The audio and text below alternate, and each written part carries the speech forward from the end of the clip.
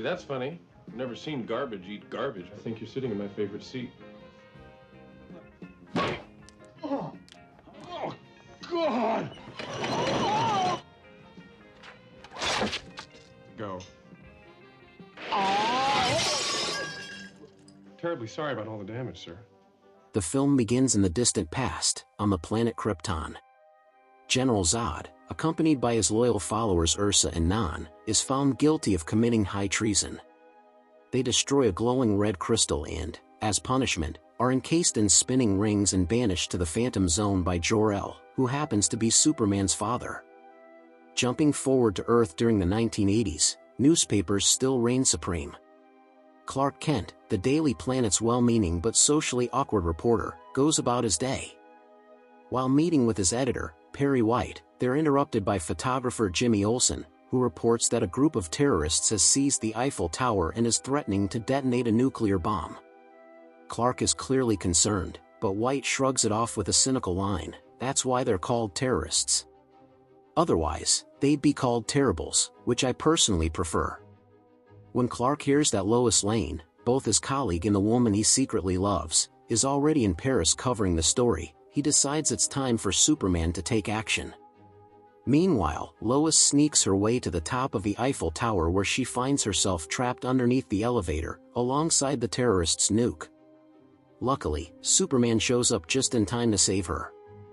He launches the elevator into space, where it explodes, unintentionally freeing Zod and his cronies, whose prison had been floating nearby. Zod, Ursa, and Non make a detour to the moon and encounter a group of astronauts. Let's just say it ends badly for the space travelers. With a taste of their new abilities under Earth's yellow sun, the trio heads to Earth to conquer it. Elsewhere, Superman's old nemesis, Lex Luther, is stuck in prison doing laundry. Lex is a genius-level criminal who still struggles to pronounce his own name. He tells his dim-witted sidekick, Otis, about a device he created to track Superman using vague alpha waves. He knows Superman often flies north, but not to where exactly. Using advanced holographic tech that feels way too sophisticated for a jailhouse escape, Lex breaks out of prison. He's soon joined by Miss Teschmacher, who might be his assistant, girlfriend, traitor, or some chaotic combination of all three. They leave Otis behind, as he's too much of a liability, and float away in a hot air balloon toward the North Pole. Eventually, they find Superman's Fortress of Solitude. Inside, a holographic projection of Superman's mother, Lara, appears and explains the history of Zod and his two accomplices. She refers to them as criminals, a trio of rebels once cast out. Lex connects this with the alpha waves his machine detected, though he questions why there weren't 4 signals, since Superman himself is also from Krypton. Meanwhile, Lois and Clark are undercover at Niagara Falls, pretending to be newlyweds for a story about a possible honeymoon scam. Rather than focus on their assignment, they enjoy the sights. Lois cleans Clark's glasses and seems to notice something familiar in his face. For some viewers, it might seem strange no one recognizes Superman when he's wearing glasses, but within the comic book world, it tracks.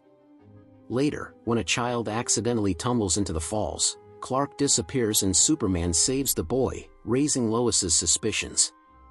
She confronts Clark and even goes so far as to throw herself into a river, hoping he'll reveal himself to save her. He does rescue her, but without showing his powers. However, Clark's secret doesn't stay hidden for long. Back at their hotel, he stumbles over a rug and instinctively grabs a nearby fire to steady himself, without getting burned.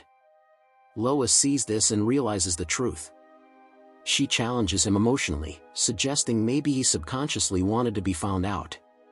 The two finally confess their love. At the same time, Zod and his allies land on Earth. The Kryptonian villains arrive in a small town, cause chaos, and soon attract news coverage. The military shows up, only to get utterly defeated. Zod proclaims his dominance. I always... Meanwhile, back at the Fortress of Solitude, Superman and Lois enjoy a romantic dinner before he consults another hologram, this time of his mother. He tells her he wants to give up his powers so he can live a normal life with Lois, despite the fact that Lois is in love with Superman, not Clark. Lara warns him there's no turning back. Once he loses his powers, he'll be a regular man forever. Superman proceeds with the transformation, stepping into a chamber that strips away his abilities. He emerges wearing a plain white shirt and slacks, visually confirming his human status. Now mortal, Clark and Lois consummate their relationship. Meanwhile, Zod storms the White House. The president tries to trick Zod with a body double, but Zod isn't fooled. He forces the real president to kneel, officially making Zod the ruler of Earth. Clark and Lois take a road trip to a diner, though how they got a car after flying to the fortress is unclear. Regardless, Clark gets into a fight and gets badly beaten. The TV in the diner shows the president surrendering to Zod and calling out for Superman's help. Racked with guilt and regret, Clark decides to walk back to the fortress. Once there, he discovers the fortress has gone dormant. In a powerful moment of despair, Christopher Reeve delivers an emotional plea to his father. He eventually finds the green crystal that had originally created the fortress and uses it, somehow, to restore his powers, though the process isn't shown. Back on Earth, Zod and company are bored. They've conquered the world, but now they have nothing to do. Lex Luther arrives to spice things up. Though they initially plan to kill him, he bargains for his life by offering to help them locate Superman in exchange for a reward, like Australia. The trio invades the Daily Planet, trashing the place. Lex tells them that Lois is Superman's greatest weakness. Right on cue, Superman reappears, despite supposedly losing his powers permanently. This plot hole is one of the film's biggest missteps. A battle follows, filled with questionable product placements. Eventually, Superman flees back to the fortress, with the villains and Lex in pursuit. Another fight breaks out. Superman appears to be losing until Ursa and Non take Lois hostage. Lex, realizing that Zod has no plans to keep him around after he's outlived his usefulness, tries switching sides again. Superman pretends to surrender and asks Lex to help get everyone into the power-stripping machine. Lex betrays him, again, by telling Zod the plan. Superman enters the chamber, only to reveal he had reversed the effect, so the machine stripped the villain's powers instead of his. With their strength gone, Superman defeats Zod, Lois knocks out Ursa, and Non, confused and powerless, defeats himself. Back at the Daily Planet, Superman and Lois realize they can't be together. Clark wipes her memory with a kiss, erasing all knowledge of his secret identity. In the final scene, Clark returns to the diner where he was earlier humiliated and gets revenge by beating up the bully. While this vengeful moment feels out of character for Superman, he at least pays the owner for the damage he caused.